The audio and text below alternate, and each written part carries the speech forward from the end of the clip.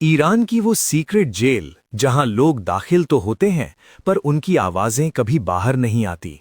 Even prison, जो दुनिया की सबसे खौफनाक जेलों में से एक है। ईरान की राजधानी तेहरान के उत्तर में एल्बोर्स पहाड़ों की तलहटी में बसी ये जेल बाहर से देखने में एक सामान्य प्रिजन कॉम्प्लेक्स लगती है, लेकिन इसके अंदर अंदर की कहानी कुछ और ही है। इस जेल को दुनिया भर के ह्यूमन राइट्स ऑर्गेनाइजेशंस ने बार बार टॉर्चर का अड्डा कहा है। Amnesty international, human rights watch, सबने इसे अपनी रिपोर्ट्स में जगह दी है।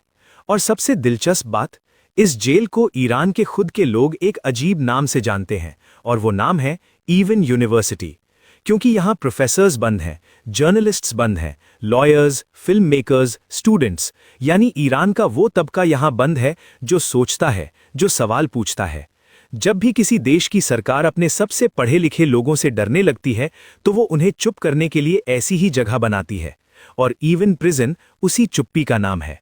तो आइए आज इस जेल की पूरी कहानी जानते हैं, इसके इतिहास से लेकर इसकी दीवारों के अंदर होने वाले अत्याचारों तक। साल था 1972। ईरान पर तब शाह मोहम्मद रेजा पहलवी का राज था। एक ऐसा शासक जो खुद को मॉडर्न कहता था पर अपने दुश्मनों के लिए बेहद क्रूर था। शाह ने एक खुफिया पुलिस बनाई थी, सवाक। ये ऑर्गेनाइजेशन उन लोगों को ढूंढती थी जो शाह की सत्ता को चुनौती देते थे, और इन्हीं लोगों को कैद करने के लिए बनाई गई इवन प्रिजन। शुरुआत में ये जेल पॉलिटिकल प्रिजनर्स के लिए थी, वो लोग जो कम्युनिज्म का समर्थन करते थे या जो शाह के खिलाफ बोलते थे। लेकिन फिर आया 1979, इस्लामिक रेवोल्यूशन। शाह का तख्ता पलट गया। लोगों ने सोचा अब आज़ादी आएगी, अब इवन जैसी जगहें बंद होंगी। लेकिन हुआ बिल्कुल उसका उल्टा। आयतुल्लाह खुमैनी की नई सरकार ने इवन को बंद नहीं किया बल्कि उसे और बड़ा किया। सवाक की जगह ले ली IRGC ने, यानी इस्लामिक रेवोल्यूशनरी गार्ड कॉर्प्स ने। अब इस जेल में शाह के समर्थकों को पकड़कर डाला जाने लगा, फिर मुजाहिदीन के सदस्य को, फिर उस जर्नलिस्ट्स को जो खुमैनी की नई सरकार पर सवाल उठाते थे। एक के बाद एक इवन भरती गई। और फिर आया 1988, इवन का सबसे काला साल। ये वो साल था जब ईरान इराक युद्ध खत्म हो रहा था। खुमैनी ने एक सीक्रेट फतवा जारी किया जिसमें कहा गया कि जो कैदी सरकार के दुश्मन हैं उन्हें मार दिया जाए। इन लोगों को कोई ट्रायल नहीं मिला, ना ही कोई वकील। बस एक सवाल पूछा जाता था कि क्या तुम अपनी आइडियोलॉजी छोड़ते हो या नहीं। जिसने हाँ कहा उसे जेल में रखा, और जिसने ना कहा उसे फांसी दे दी गई। और ये सब इवन की दीवारों के पीछे हुआ, जो दुनिया को दशकों बाद पता चला। बाहर से इवन एक बड़े कैंपस जैसी दिखती है, ऊंची दीवारें, CCTV कैमरास, आर्म्ड गार्ड्स। लेकिन अंदर कई अलग अलग सेक्शंस हैं, और हर सेक्शन का अपना एक मकसद है। सबसे पहले आता है वार्ड 209। ये वो सेक्शन है जिसे डायरेक्टली ईरान की इंटेलिजेंस मिनिस्ट्री ऑपरेट करती है। यहाँ वो कैदी रखे जाते हैं जिन पर नेशनल सिक्योरिटी का आरोप होता है, यानी journalists, bloggers, activists, foreign nationals. Ward 209 में रखे गए कैदियों को उनके परिवार से भी मिलने नहीं दिया जाता, और ना ही उनका किसी लॉयर से संपर्क होता है। कई बार तो उनके परिवार को पता भी नहीं होता कि वो इवन में है। फिर आता है वार्ड 240। ये डेथ रो है। यहाँ वो लोग हैं जिन्हें फांसी की सजा सुनाई जा चुकी है। यहाँ की सेल्स इतनी छोटी हैं कि एक इंसान मुश्किल से ही लेट सकता है। लाइट 24 घंटे जलती रहती है ताकि कैदी को नींद ना आए। और फिर आता है अंडरग्राउंड सेल्स। ये वो हिस्सा है जिसके बारे में ईरान की सरकार कभी बात नहीं करती।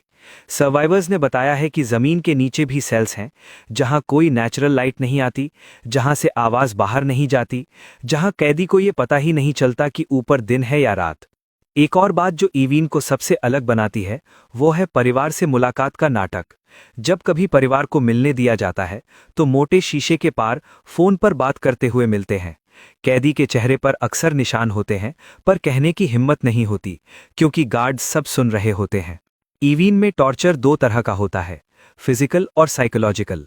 सर्वाइवर्स का कहना है कि साइकोलॉजिकल टॉर्चर फिजिकल से कहीं ज्यादा खतरनाक है, जो कैदी को अंदर से तोड़ देता है। और ये साइकोलॉजिकल टॉर्चर है वाइट टॉर्चर, यानी सफेद कमरे का खौफ। कैदी को एक ऐसी सेल में रखा जाता है जहां सब कुछ सफेद होता है, दीवारें, छत, फर्श और कपड़े। यहां तक कि खाना भी सफेद ही होता है, जैसे चावल, दही। कोई आवाज नहीं, कोई खिड़की नहीं, ना ही कोई इंसान। दिन और रात का कोई फर्क नहीं होता, जिससे सिर्फ एक हफ्ते में ही इंसान का दिमाग टूटने लगता है। दूसरे हफ्ते हैलुसिनेशंस होने लगती है और 1 महीने बाद तो इंसान खुद से ही बात करने लगता है। यानी कुल मिलाकर कैदी पागल हो जाता है। एविन की सबसे जानी मानी टॉर्चर टेक्निक है कैमरे के सामने कन्फेशन करना। इसमें कैदी को कई हफ्तों तक टॉर्चर किया जाता है। नींद नहीं, खाना नहीं, लाइट नहीं, और फिर जब वो टूट जाता है तो उसे एक कागज थमा दिया जाता है जिसमें कन्फेशन लिखा होता है। कैदी को उसे बस पढ़ना है, जिसके बाद ये कन्फेशन ईरान की स्टेट टीवी पर ब्रॉडकास्ट होती है। इसके जरिए ईरान दुनिया को ये दिखाना चाहता है कि देखो, उसने खुद अपना जुर्म कबूल किया है। ये टेक्निक इतनी इफेक्टिव है कि कई बार कैदी खुद नहीं समझ पाते कि उन्होंने कन्फेशन दी है या नहीं।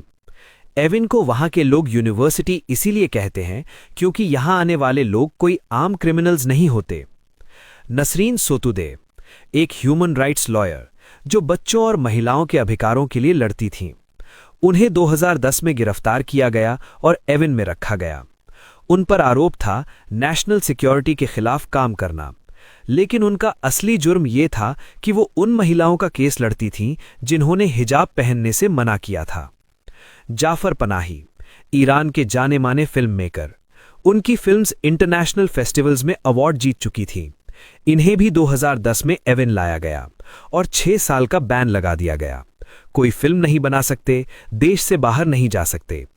एविन में सिर्फ ईरानी ही नहीं बल्कि विदेशी नागरिक भी बन रहे हैं।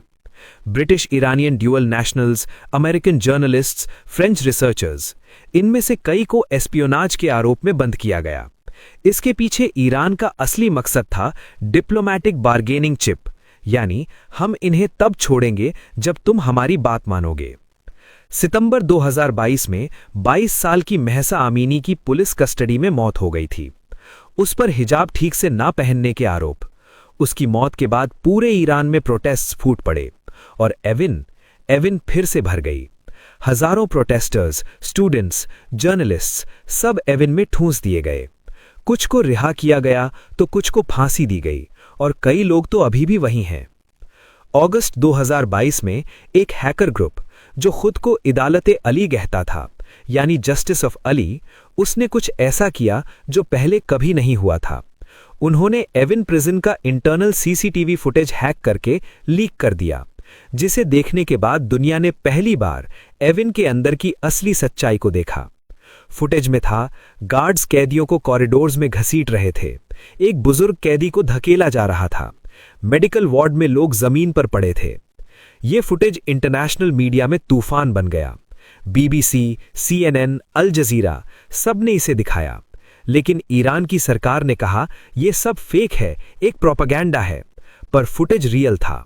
मासा अमीनी प्रोटेस्ट्स के बाद जब एविन ओवरक्राउडेड हो गई तो अक्टूबर 2022 में एक रात जेल के अंदर रायट हुआ। जेल में आग लग गई, जिसमें ईरान की सरकार ने सिर्फ 8 लोगों की मरने की पुष्टि की, लेकिन ह्यूमन राइट्स ऑर्गेनाइजेशंस का अनुमान इससे कहीं ज्यादा था। बाहर परिवार वाले खड़े थे, आग की लपटें दिख रही थीं, आवाजें सुनाई दे रही थीं, पर किसी को किसी की कोई जानकारी नहीं थी। उस रात ईरान ने इंटरनेट बंद कर दिया था।